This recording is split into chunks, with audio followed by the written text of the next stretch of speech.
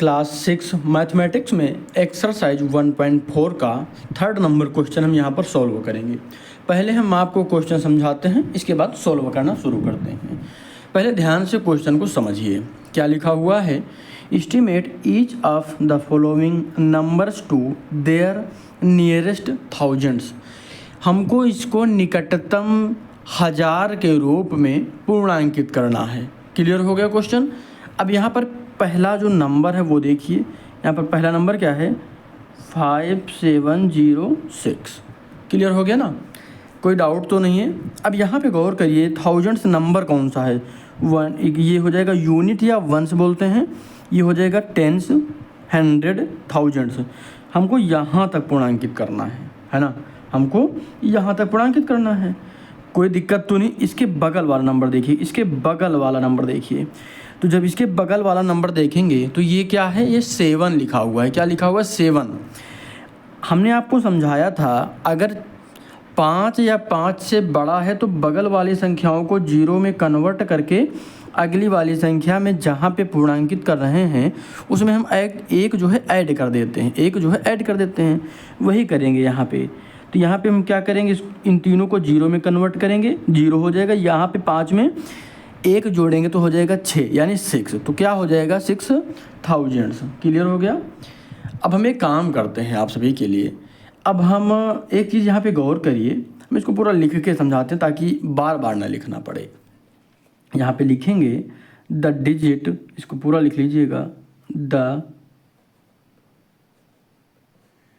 Digit eight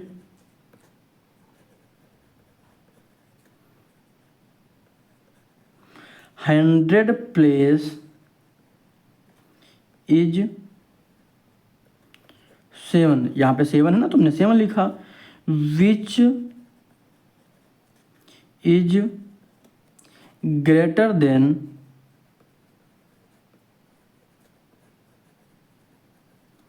greater than 5, यानी the digit at 100 place, यहाँ पे जो 100 के स्थान पर 7 है।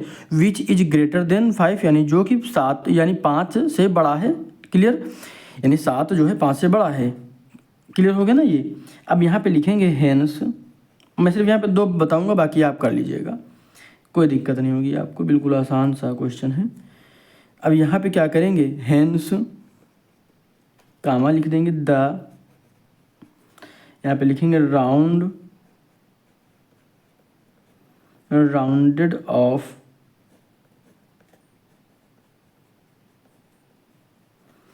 Number to nearest thousand equal to कितना हो जाएगा? 6000। हमने आपको बताया था, तीनों को हमने जीरो में कन्वर्ट किया और 5 में एक ऐड कर दिया। इतना आसान सा था, बहुत आसान है। दूसरा क्वेश्चन देखते हैं। दूसरा क्वेश्चन क्या है? 3, 8, 3, 7 और 8। क्लियर हो गया? यानी 378 ये लिखा हुआ है।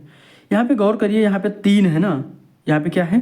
3 है। बगल में कोई नंबर यहाँ पे नहीं है ना? क्योंकि बगल में कोई नंबर नहीं है तो यहाँ पे हम इसको जब कन्वर्ट करेंगे तो ये पूरा का जीरो हो जाएगा, है ना? पूरा जीरो ही हो जाएगा।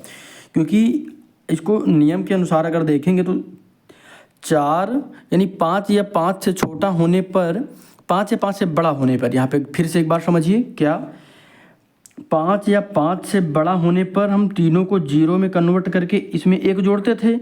लेकिन यहाँ पे क्या है? 5 से छोटा है। ये जो है 5 से छोटा है ना, तो सिर्फ इसको जीरो में कन्वर्ट करेंगे तो ये पूरा का पूरा जीरो हो जाएगा, बाकी इसमें कोई भी परिवर्तन नहीं होगा। इतना क्लियर है ना? कोई इसमें तो नहीं डाउट है? इसको हम आपको फिर से लिख दे रहे हैं ताकि कोई भी दिक्कत ना रहे आपको। यहाँ पे लिख लीजिएगा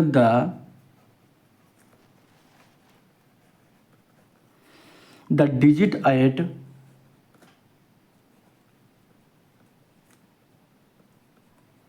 the digit at 100 place is 100 place is कितना हो जाएगा? यहाँ पे गौर करिएगा, 100 प्लेस पे क्या है? थर्ड है ना, 3 है। ठीक, 3 which is which is less than 5, यानी जो 5 से क्या है, छोटा है। इतना तो क्लियर हो गया, इसमें तो कोई डाउट नहीं है ना। अब क्या करेंगे, तो क्या होगा, यहाँ पे लिखेंगे hence comma hence the rounded off number 2, जैसे ऊपर हमने लिखा वही चीज़ लिखेंगे यहाँ पे, द, इसमें स्मॉल में कर दीजिएगा, द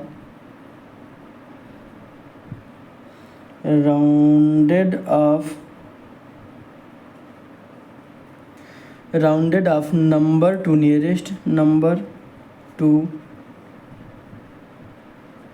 नियरेस्ट थाउजेंड्स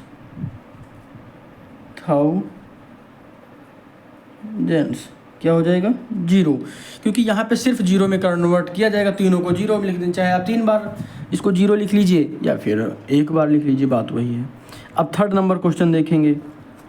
थर्ड में ये वाला नंबर है ना, क्या लिखा हुआ है, 47599।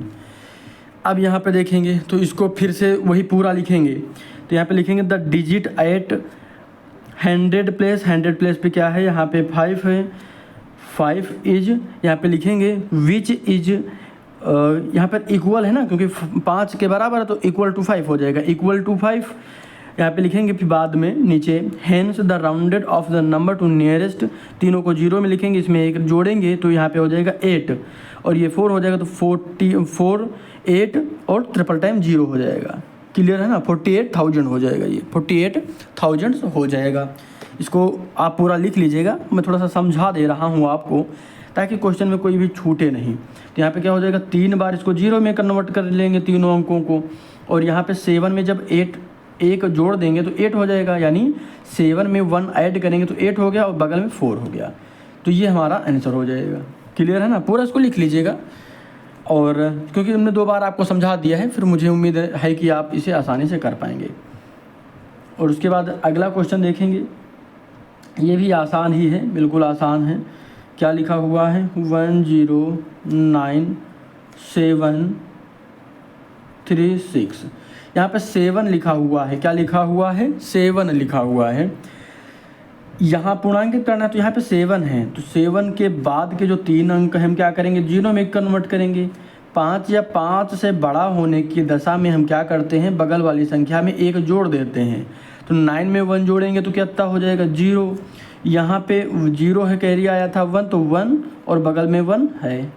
क्लियर हो गया, यानी 1,10,000 हो जाएगा। क्लियर है ना, कोई दिक्कत तो नहीं है, 1,10,000। क्लियर है ना, कोई दिक्कत तो नहीं है आपको।